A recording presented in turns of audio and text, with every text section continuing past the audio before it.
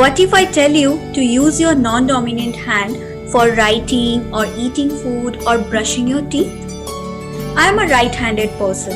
I use my right hand for eating food or writing. So this is my dominant hand.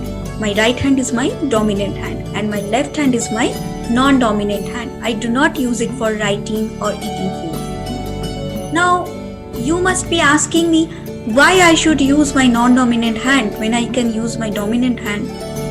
Because when you use your non-dominant hand, it is going to strengthen your brain.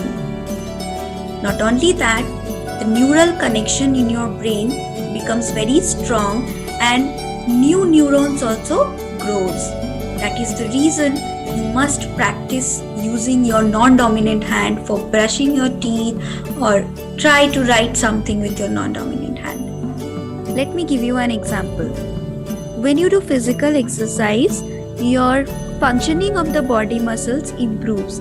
Similarly, when you start using your non-dominant hand, the working of your brain also improves. You already know that we have the right hemisphere of the brain and left hemisphere. The left hemisphere is responsible for logical thinking or logical activities, and the right side is the creative brain. In our life, to accomplish any goal or to do anything, we need to have a balance in between these two brains. Because if you become very much logical, then what will happen? You will stop using the creative part of your brain.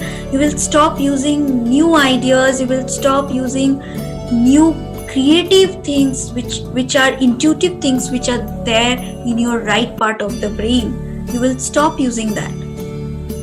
To bring the balance in our right and left side, it is very important that we use our non-dominant hand for some activities every day.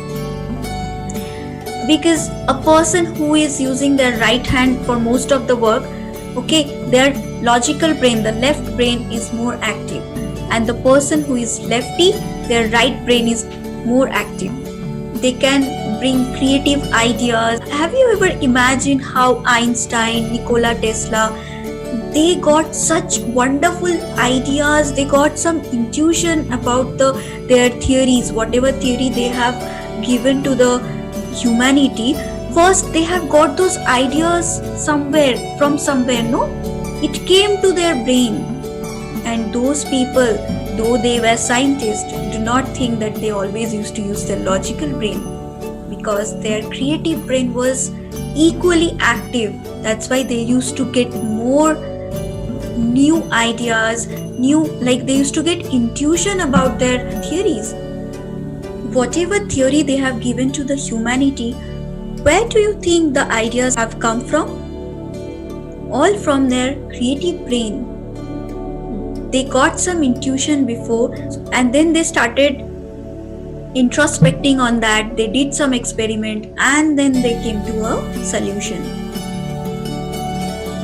And the second thing, when you start, suppose if I give you a coloring activity and I tell you to color it with your non-dominant hand.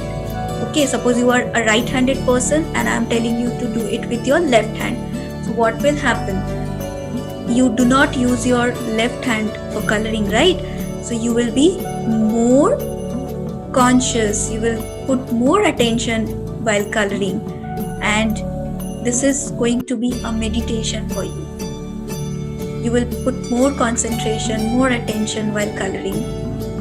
And this is how you are going to balance your right and left brain. That is the reason we must use our non-dominant hand. Suppose you are watering the plants, you can use your non-dominant hand. Suppose you are cooking food, try to use non-dominant hand. You are brushing your teeth. You can just start using your non-dominant hand in your everyday activities. Practice this for 1 month and you will be observing that you started getting more creative ideas about your work, about anything in your life. So in today's situation, smart work is more important than the hard work. And how you can do smart work? when your creative brain is working fast, you will be able to generate new ideas. For any given situation, you will find some new way, the best way, and the easiest way. This is why we should start using our non-dominant hand. I hope this gives you little value. Thank you for listening to me.